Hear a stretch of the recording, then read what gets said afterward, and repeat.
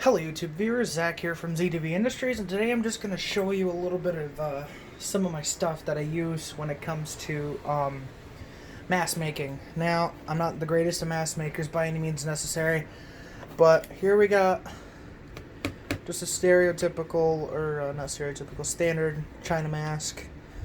I put both sides primered, and I did my own custom job on this because this is just one of those masks where I just, want to do whatever I want with it. Now, what I use, and it's not some of the greatest tools ever, but they're tools. Now, we have a Dremel 100. This is what you would normally make, like, your axe wound, cuts all over the mask.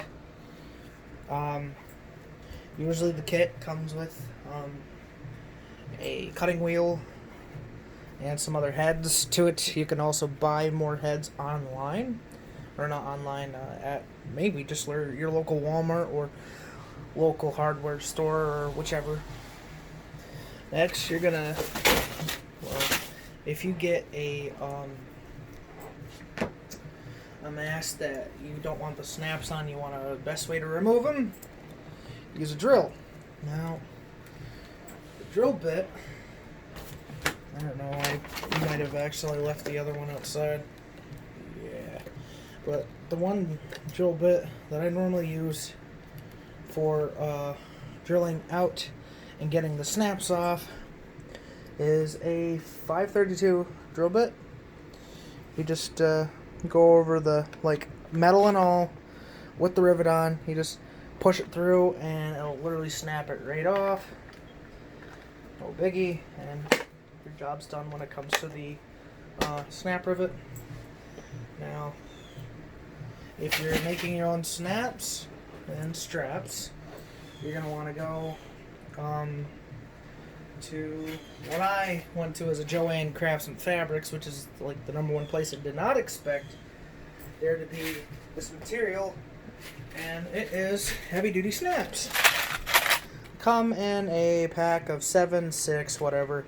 I think the highest they had was 7, and these are indeed line 24 snap rivets, and they're made out of brass. They're heavy duty, and they come with everything that's in it. Now, depending on which kind you want, you can also use leather straps, which you can find them at any craft store. Leather strips, or any kind of scrap leather. I got a recent rivet assortment set, which for most rivets that you on the Part 6 mask, there's usually rivets down here. The kind of rivet that is normally on there is a 3/16 by 3/8 inch rivet, and this is what the rivet looks like. And with the rivet, you're obviously going to need a riveter's tool, and I found mine that was between 10 and 15 bucks at Walmart, and I always have my my 3/16 part in, which goes in like so. And if you are going to make your own straps, you're obviously going to need elastic or leather. I don't have any leather, but I have this braided elastic that I got at Joann's. It looks like a normal standard hockey mask kind of strap. For example, it looks like a decent pair of elastic. This is more heavy duty, but yeah. So you're gonna need obviously a lot of paints to sand down your mask. I recommend, depending on who you are when it comes to sanding a mask. Do I even have that? Alright, hold on a second.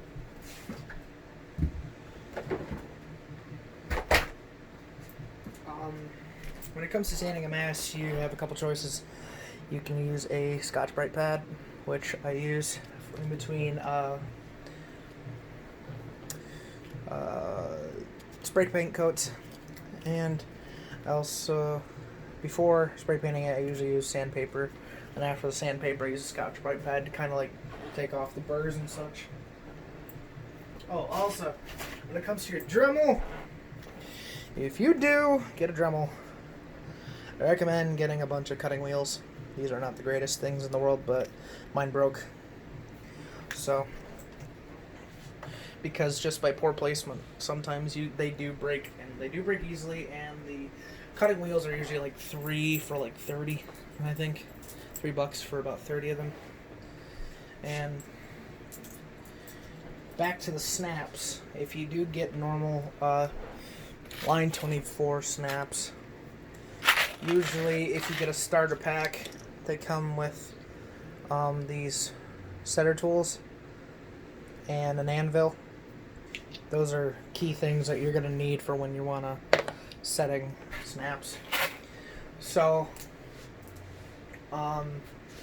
obviously, if you decide to use spray paints, I don't have them on me right now, but if you do decide to use spray paints, you're going to want to have primer, which you could either get them in Rust-Oleum or Krylon. You're going to want to, most masks are almond or meringue, and you're going to want either glossy or matte clear coat, which it's entirely up to you. I don't recommend doing this, but if you want to make easy chevrons, you can use red duct tape. I don't recommend using this. I recommend using headlight tape that you would put over like headlights and shit like that, so that you just on the red part of the headlight, brake light, whatever. Or you can get like painter's tape and mark out chevrons, and then paint it on. A lot of the tools I use, you're gonna need hammers and shit like that for your snaps, and those are like prime things that you're gonna need. You can look up a bunch of tutorials that are normally online. I recommend Big Hush for starter tutorial videos because, for starter tutorial videos, because he does a bunch of really great masks, and yeah, he just does like really good stuff when it comes to the whole mask genres. He also does a bunch of good music like rap and stuff like that. He also does movie raps, where he, the newest movies, which there hasn't been much lately due to COVID, but the newest movies that are coming out, he usually raps about a bunch of them. Also, like, look up other kinds of YouTube videos, like if you're more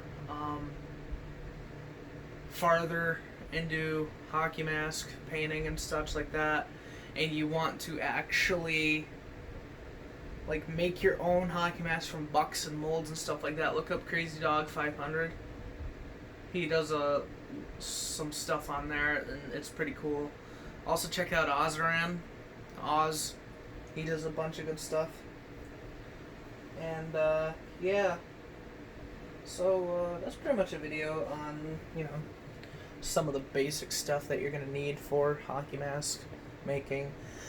And with straps, I recommend, if you do not want to go through the trouble of making your own, which I'm broke, so I can't go out and keep buying more straps, but if you want to,